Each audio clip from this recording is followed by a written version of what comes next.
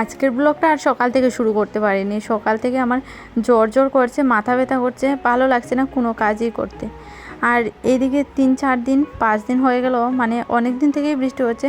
4-5 দিন থেকেই আমি মানে সকালে বাসন ধুতে গেলে বৃষ্টি ভিজে যাচ্ছে, রাত্রেও বৃষ্টি হচ্ছে, সকালেও বৃষ্টি হচ্ছে। তো সারাদিনই থাকছে বৃষ্টি বৃষ্টি, ভিজে ভিজে বাসনগুলো ধুতে হচ্ছে। তার জন্য হয়তো আমার শরীরে মানে শরীরটা খারাপ হয়ে গেছে, জ্বর করছে, জল ধরলে ঠান্ডা লাগছে, আর এদিকে মাথা ব্যথাও করছে। তো দুপুরে রান্না করছিলাম, দুপুরের জন্য এই মাছটা রান্না করছি। সকালে তো মানে কোনো রকম করে নিয়েছিলাম, দুপুরটাও কোনো রকমই করেছি। মানে কাজ কিছু করতে ইচ্ছে করছে না, আজকে শরীরটা একদম মানে কেমন যেন হয়ে গেছে।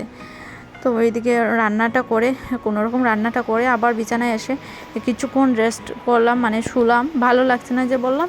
এদিকে ছেলেরা ঘুমিয়েছে, ভাবলাম একটু শুয়ে দিই। আর এদিকে বৃষ্টিও পড়ছে বাইরে, স্নান করব।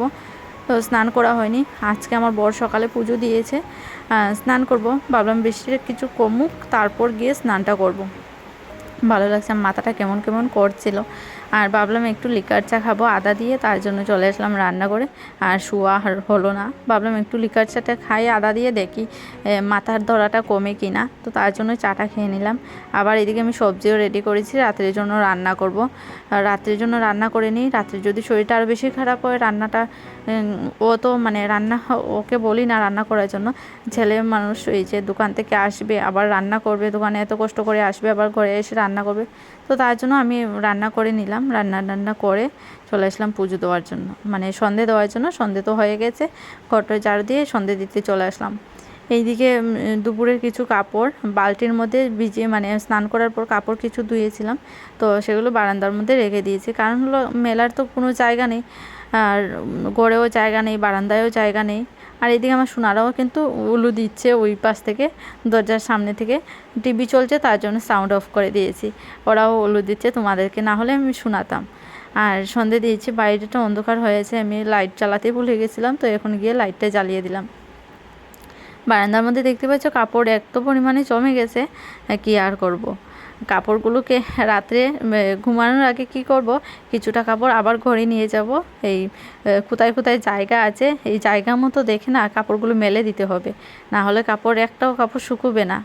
ছেলেদের কিছু কাপড় শুকোতে হবে, আর আমার নাইটি 2-3টে তো শুকিয়ে রাখতে হবে। এরকম করতেই হয়। আর বৃষ্টির দিনে কিছু করার নেই, বৃষ্টি যেহেতু কমছে না। আর এদিকে হলো আমি দুধ গরম করে নিচ্ছি, ছেলেদেরকে খাওয়াবো, তার জন্য দুধ বিস্কিট খাওয়াবো। আজকে দুপুরে ভাত খেয়েছে অনেক মানে তাড়াতাড়ি করে, তার জন্য দুধ বিস্কুট বানিয়ে নিচ্ছি, মুড়ি দিয়ে, ব্রিটানিয়া বিস্কুট দিয়ে আর দুধ দিয়ে ওদের খাইয়ে। তারপর এখন আমি একটু বিছানা টিছানা ঠিক করে নিচ্ছি। এই কিছুক্ষণ পরপরই আমার ঠিক করতে হয়, আবার এরকম এলোমেলো হয়ে যায়। ওরা যে দৌড়াদৌড়ি শুরু করে তারপর আর বন্ধ করে না। সিরিয়াল চালিয়েছি, কিন্তু সিরিয়ালের এত একটা নেশা নাই, মানে টিভি না চালালে সন্ধ্যার পর ভালো লাগে না, এই আর কি। আর টিভি চালিয়ে তো আমার কাজ করতে হয়, ঘর গুছাতে হয়, ধরো রান্না করতে হয়, কোনো কাজ থাকলে করে নিই, কোনো সেলাই করে থাকলে রাত্রে করে নিই। তো রাতে অনেক কিছু কাজ থাকে, কিন্তু রান্নাটা মানে দুপুরে তো বিকেলে তো রান্না করে নিয়েছি রাত্রের জন্য। তো আজকে কি করব, ভাত রান্না করব। তো আমার বর না আসলে আমি রান্না করে যাবো না, গিয়ে কোনো লাভ হবে না। মাথায় তেল দিয়েছিলাম, মাথাটা একদম চিপচিপে হয়ে গেছে। তো এদিকে কাপড় দেখতে পাচ্ছ, আর এদিকে ও চলে আসলো, ওকে বলেছিলাম একটু চিনি আনার জন্য, ঘরে চিনি শেষ হয়ে গেছে, তো চিনি নিয়ে আসলো। আর এদিকে বেলুন নিয়ে আসলো, আর জেলি চকলেট বলছিল সোনারা, তো ওটা নিয়ে আসলো। আর বেলুনটা নিয়ে আসলো কারণ বেলুন দিয়ে ভাবলো ওরা খেলবে, সেদিন খুব মজা করেছে বেলুন দিয়ে, ভাবলো আজকেও কিছু বেলুন নিয়ে যায়। অর্ধেকের থেকে বেশিরভাগ বেলুনই নষ্ট, মানে লিক করা বেলুন। তো কিছু অনেকটা বেশি লিক করা ছিল। আর এদিকে ও একটু বেলুন ফুলিয়ে দিল, ওরা খেলছে। আর এদিকে আমি চিড়ে মুড়ি ভেজে নিয়েছি, ও বললো একটু চিড়ে মুড়ি ভেজে দেওয়ার জন্য, সঙ্গে চা বানিয়ে নিয়েছি। আর আমিও অল্প খাবো, ওই যেহেতু তাড়াতাড়ি আসলো তার জন্য চা খাওয়া হবে, না হলে তো দেরি করে আসলে তো আর চা খাওয়া হয় না, তো তার জন্য।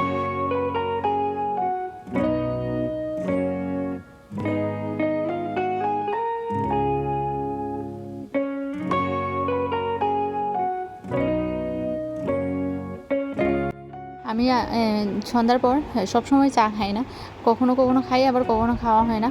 আজকেও একটু তাড়াতাড়ি আসলো, তার জন্য চা নিয়েছি, না হলে নিতাম না। একলার জন্য আর সবসময় বানানো হয় না রাত্রে সন্ধ্যার পর। আর এদিকে আজকে তো রাত্রের জন্য রান্না করব না, মানে তরকারি রান্না করেই নিয়েছি। আর এদিকে মাছ নেই, তো যেটা ডাল সবজি দিয়ে রান্না করেছি সেটাই রাত্রের জন্য খাওয়া হবে। বিছানার মধ্যে ছেলেরা উঠছে, দৌড়াদৌড়ি করছে, বিছানা উঠছে নামছে, কত বালি না বিছানার মধ্যে উঠে। তো রাতে কী করি, বেডশিট আরেকটা দিয়ে দিই, এর উপরে এটার উপরেই আরেকটা দিয়ে দিই, মানে এই বেডশিটটা উঠাই না। যেহেতু বাইরে বৃষ্টি না, বৃষ্টির মধ্যে যা কাপড় ধুয়েছি তাই জমে যাচ্ছে, বারান্দার মধ্যে জমতে আছে, ঘরের মধ্যে জমতেই আছে। বেডশিট আবার আরেকটা ভিজিয়ে কী করব, তো তার জন্য এটার উপরেই দিয়ে দিয়েছি। বেশিরভাগ এরকম করি, রাত্রে বেডশিট না তুলে এরকম উপরে দিয়ে দিই, আবার সকাল হতেই বেডশিট আবার তুলে দেবো। আর নিচের বেডশিট তো আছেই, দৌড়াদৌড়ি করে কী আর করবো বলো, মানে তাড়াতাড়ি নোংরা হয়ে যায়, একদম তাড়াতাড়ি নোংরা হয়ে যায়, দুদিনও যায় না বেডশিট নোংরা হয়ে যায়। আর এইদিকে দেখো আমার বরকে ডেকে এনে দেখাচ্ছি ইঁদুর কী করেছে, ফ্রিজের তারটা কেটে দিয়েছে। তো মানে এই প্লাগটা ফ্রিজের, তো এটা কেটে দিয়েছে, তো ওকে এনে দেখাচ্ছি। তো ফ্রিজ আর অন করলাম না এখন, মানে তার যেহেতু কেটে দিয়েছে তো তার জন্য। আর এদিকে চার বাসনগুলো ধুয়ে নিচ্ছি। আর আজকে কী করেছি, কড়াইয়ের মধ্যে যে কড়াইয়ের মধ্যে চিড়ামুড়ি ভেজেছিলাম ওই কড়াইয়ের মধ্যে অল্প ভাত রান্না করে নিয়েছি। আর কড়াইয়ের মধ্যে আমার রান্না হয়ে যায়, ভাত রান্না করতে পারি, তো করে নিয়েছি। আর চার বাসন যেগুলো ছিল ঘরের মধ্যে, বাইরে বৃষ্টি পড়ছে, বাইরে বেরোনোর কোনো ক্ষমতা নেই, বৃষ্টি পড়ছে, তো তার জন্য ভাবলাম ঘরের মধ্যেই ধুয়ে দিই এই চায়ের বাসনগুলো। আর দুপুরে যে রান্না করেছিলাম ভাতের হাঁড়িটাও ধুয়ে নিলাম। আর এখন চুলার এই বার্নারগুলো মানে একটু তাড়াতাড়ি যেহেতু আমার হয়ে গেছে, কারণ আজকে রাত্রে তরকারি রান্না করতে হবে না, তো ভাবলাম এইগুলো মুছামুছি করে নিই, পরিষ্কার করে নিই, তারপর ছেলেদেরকে খাওয়াবো। ওদেরটা তো রান্না করেছি, সন্ধ্যার পর রান্না করেছি ওদেরটা। তো সোনাদের জন্য একটা সবজি রান্না করেছি, আজকে ডিম ছিল না, মাছও ছিল না, তো একটা সবজি রান্না করেছি। তারপর ওদেরকে খাওয়াবো, ভাবলাম চুলা টুলা পরিষ্কার করে নিই, তারপর ওদেরকে খাওয়াবো।